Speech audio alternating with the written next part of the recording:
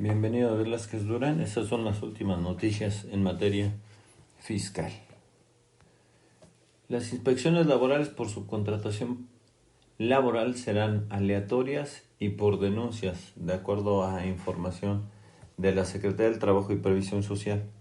Todo esto de acuerdo a la reforma en subcontratación laboral, que trataremos en otro podcast muy en específico, votada por el Senado el pasado viernes con 118 votos a favor y 2 abstenciones, el cual modifica la Ley Federal del Trabajo, la Ley del Seguro Social, la Ley del Infonavit, el Código Fiscal de la Federación, la Ley de Impuesto sobre la Renta, la Ley del IVA y la Ley Federal de Trabajo de Trabajadores al Servicio del Estado.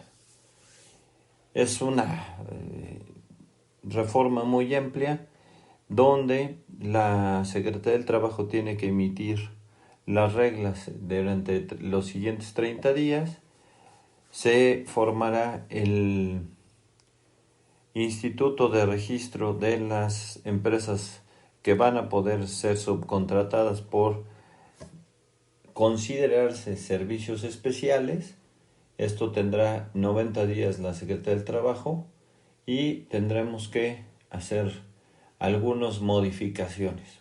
Por decir el ejemplo, se deroga la fracción que nos obligaba a retener el 6% del IVA en las facturas donde se hacía la subcontratación.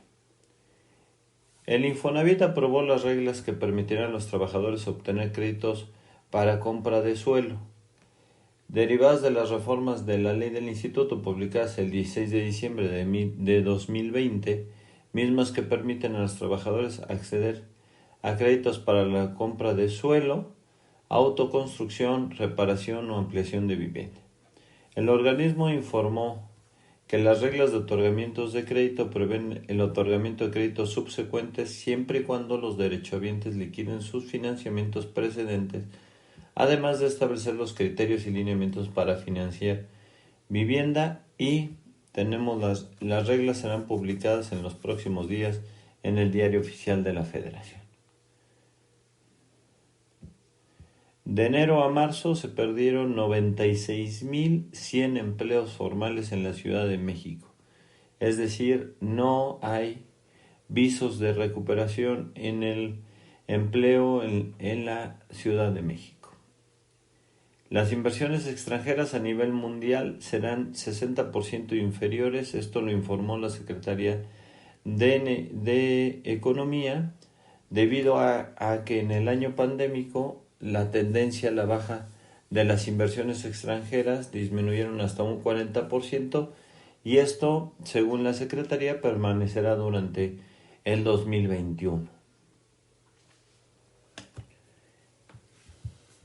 El Banco de México tiene el reto de evitar que se contaminen los procesos de formación de precios, de acuerdo al Fondo Monetario Internacional. Alejandro Werner, director del Departamento del Hemisferio Occidental del FMI, dio a conocer que el Banco de México, así como los demás bancos centrales de América Latina, enfrentan el reto de evitar que los choques transitorios que se presentarán en la inflación durante el segundo trimestre contaminen los procesos de formación de precios. Señaló que la inflación en México va a mostrar un aumento que será reflejado de los bajos precios que se tuvieron en el segundo trimestre del 2020, cuando comenzó la pandemia.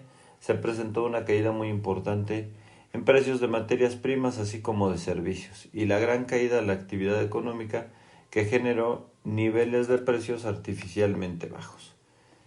De hecho, la inflación para la primera quincena de abril fue de 6.5%. Esto está reflejando que la actividad empieza a reactivarse, y entonces esto en un comparativo anual. No es que nos vayamos a 6 de 3.54 del año pasado, nos vayamos a 6.5 de manera inmediata, sino que va a haber una tendencia al alza en inflación debido a estos cambios, ¿no? También la controvertida reforma a los usuarios de telefonía móvil que tendrán que proporcionar su información biométrica para mantener activa una línea telefónica.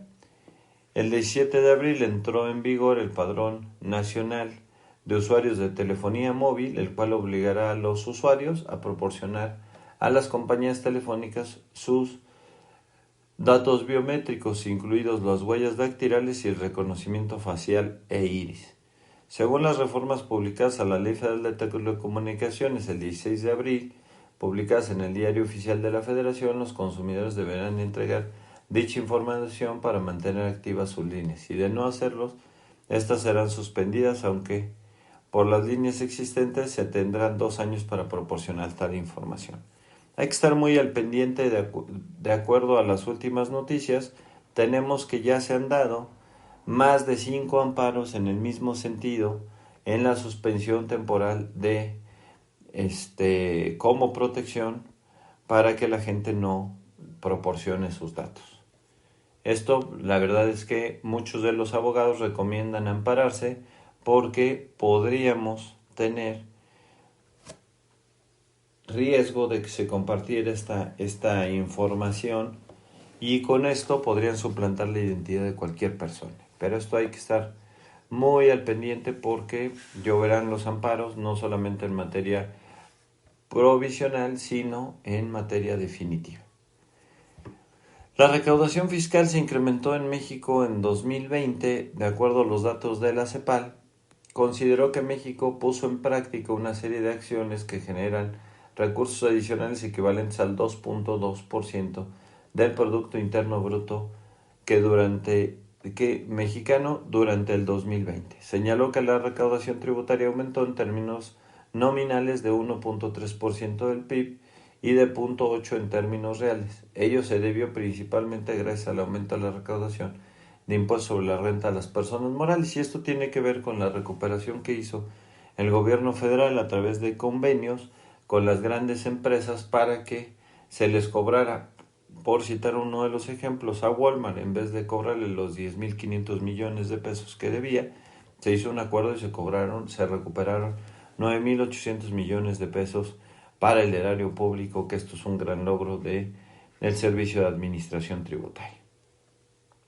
La reforma fiscal, de acuerdo a los datos de CI Banco, puede quedar en una miscelánea, de acuerdo a los datos de Jaime Salazar, que dio a conocer que la reforma fiscal, ante el mandato del presidente de la República de no subir ni crear nuevos impuestos, pues quedará en una simple miscelánea. Señaló que el mensaje se empieza a generar desde el gobierno, que se va a empezar a trabajar en esta muy probablemente después de las elecciones, y que termine siendo una miscelánea fiscal más que una reforma de fondo como pretendía el gobierno federal en como lo había platicado. La OCDE dice que la evasión fiscal en México le cuesta 4% del PIB. Entonces, dice que las consecuencias de la evasión de impuestos, en estudios realizados por la OCDE y por el Banco Interamericano de Desarrollo, indican que México pierde 4% a causa de la evasión fiscal. Donde se tiene una mayor tasa de evasión es en el impuesto sobre la renta de personas físicas, pues representa el 18.7% total de las pérdidas en ingresos tributarios. Esto pues veremos al final de este periodo, que se amplió de acuerdo a la resolución miscelánea de la regla 3.14, que extiende hasta el plazo hasta el 31 de mayo para presentar la declaración anual de personas físicas. Al final veremos en qué porcentajes de recuperación quedaron para el gobierno federal. Y esto es todo, amigos. Les pedimos nos sigan en iVoox, Spotify o en iTunes. Hasta la próxima.